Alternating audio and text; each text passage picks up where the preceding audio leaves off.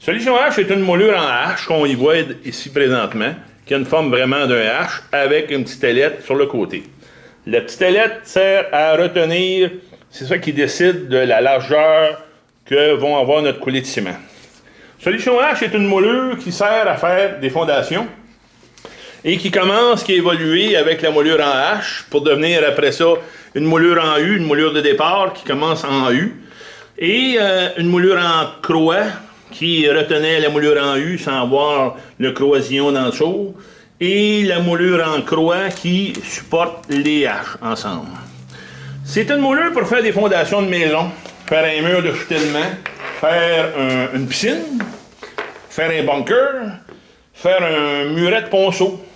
Alors ici, on a imagé avec un corderon les rods de ciment, les rods de fer que normalement on met dans les fondations. Alors ici, là, on voit que l'espacement entre les moulures en H sont faites par des petits des croix ou des T. Au Québec, quand on fait des fondations de maison, si votre ingénieur dit pour faire la construction que vous avez besoin de faire, vous avez besoin d'une fondation de 12 pouces. Et finalement, après des modifications dans vos plans pour faire un B-window, faire un spa ou faire une tourelle, vous avez besoin de, selon l'ingénieur de la ville, qui recommande vos plans pour la construction, vous avez besoin d'une fondation de 10 pouces et demi. Hein, vous allez malheureusement être obligé de poser 14 pouces de béton après votre immeuble parce que la ville va avoir déclenché le processus à plus de 12 pouces. Puis au Québec, on fait des coulées de 12, 14, 16, 18, toujours en majorant de 2 pouces. Ici, c'est un montage rapide qu'on fait pour la présentation du produit qui consiste en quelques moulures assemblées, préassemblées avec érifté. Alors, les petites ailettes de retenue qu'on parlait dans la moulure en H tantôt, c'est ça qui vient retenir ensemble. Ici, ils sont rivetés, ça peut être vissé, mais la façon la plus plausible, c'est de l'avoir riveté. Et ici, on a fait une petite encoche pour éventuellement recevoir les rods de fer dans lesquels vous allez les arrimer avec de la broche conventionnelle comme tout le monde. Ici, la structure est faite avec des styrofoams de 2 pouces, bon marché, la façon la plus économique. Et si vous faites une construction éloignée dans un pays du tiers-monde ou dans un bunker en n'importe quel emplacement sur la Terre, ben vous allez seulement vous envoyer vos murs en vrac, tout en longueur de 8 pieds. Dans un container de 40 pieds, vous devez mettre des moulures qui vont faire pour peut-être 25 habitations comparativement à des moulures en bloc que vous allez envoyer, qui sont faites fabriquer par des compétitions. Vous allez, pour faire une maison de 25 par 40, ben ça va vous prendre un container juste pour les blocs de fondation. Et c'est quelque chose qui est très recherché et souvent volé partout dans le monde parce que c'est un item de premier choix. Alors ici, on vous permet de faire des fondations, la grandeur que vous voulez, et d'évoluer votre produit de façon exhaustive à votre pleine volonté.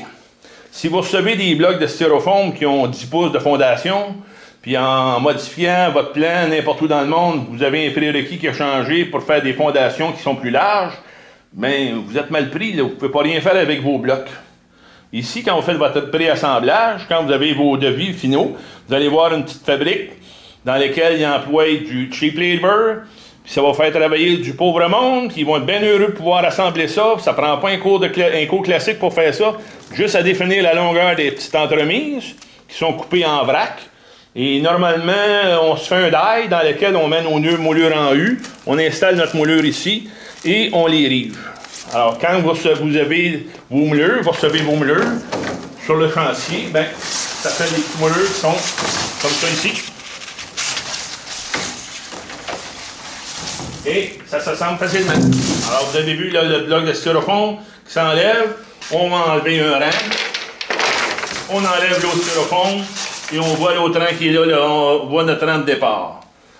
Si on s'en vient plus ici en arrière, on voit un coin, on a fait un 90 degrés, dans lequel ça vient rejoindre l'autre, couler l'autre mur sur le porteur. Si vous avez des angles différents, un hexagone, presque un rond que vous voulez faire, vous pouvez faire les moulures exactement à l'angle que vous voulez, c'est vous qui décidez. C'est vous encore qui décidez la largeur de votre coulée. Ici, on a une moulure de finition qu'on a montée, dans laquelle on voit que si on voudrait poser une fenêtre, par exemple, ici, on va pouvoir aller à flatter notre ciment de manière à ce que ça soit droit. Et ici, on voit une autre moulure qu'on a mis ici en démonstration, qui est portée par le mur qui, normalement, ici, devrait monter plus haut, qui fait le tour de la fenêtre. Ici, il va y avoir une finition dans laquelle vous allez faire vos chimes pour pouvoir installer votre fenêtre adéquatement. Le grand avantage d'utiliser ces moulures en hache-là, c'est principalement la légèreté et la facilité de les transporter. La grande qualité, c'est le forensage. Quand vous assemblez vos styrofoams en place, ça vous donne votre forensage pour poser votre finition intérieure et votre forensage en même temps pour poser votre finition extérieure.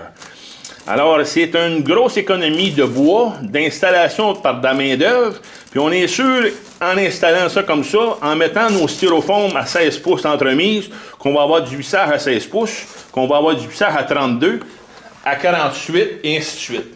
Alors, les styrofoams, en utilisant des styrofoams de 16 pouces par 2 pouces, par la longueur que vous voulez, vous pouvez faire votre assemblage comme vous voulez. C'est sûr que quand vous allez faire votre coulée, ça va prendre des supports, des appuis de coulée, comme dans toutes les formes au monde. Mais ici, vos styrofoams sont là, et quand vous avez terminé votre coulée, c'est sec, le forensage est prêt pour installer votre finition. Vous voulez bâtir rapidement, vous voulez bâtir solidement, vos ingénieurs vont vous dire la qualité de fer que vous devrez joindre ensemble et attacher pour avoir les qualités d'une n'importe quelle forme de béton. Vous voulez faire une piscine, bien, probablement que la piscine va avoir 2 pouces de béton au lieu d'avoir 4-5 pouces comme ailleurs. Ici, vous pouvez vraiment décider de la largeur de coulée. Et vous pouvez mettre un grillage entre les deux, vous pouvez mettre j'ai déjà eu un collègue qui venait du Tiers-Monde, puis il me disait à moi, il dit, Denis, à la place de mettre des rods de métal chez nous, on aurait mis des rods de bambou. J'ai trouvé ça farfelu, mais pas bête. En tout cas, l'idée est quand même bonne, là. C'est quelque chose d'une construction temporaire.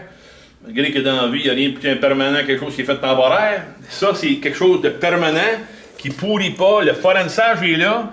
L'économie, l'assemblage est vraiment économique. C'est sûr que si vous faites assembler ça, c'est un chantier de construction au Québec, avec le décret de la construction du Québec, ça devient un petit peu dispendieux. Par contre, faites assembler ça en usine, surtout dans les pays comme Haïti, dans lesquels ils ont un grand besoin de reconstruction. Vous êtes capable de faire une construction qui va être solide, isolée, et qu'au prochain tsunami, ben, la bâtisse va rester là. On va faire une bâtisse de une fierté, une construction du Québec. Solution H, une idée qui prend forme.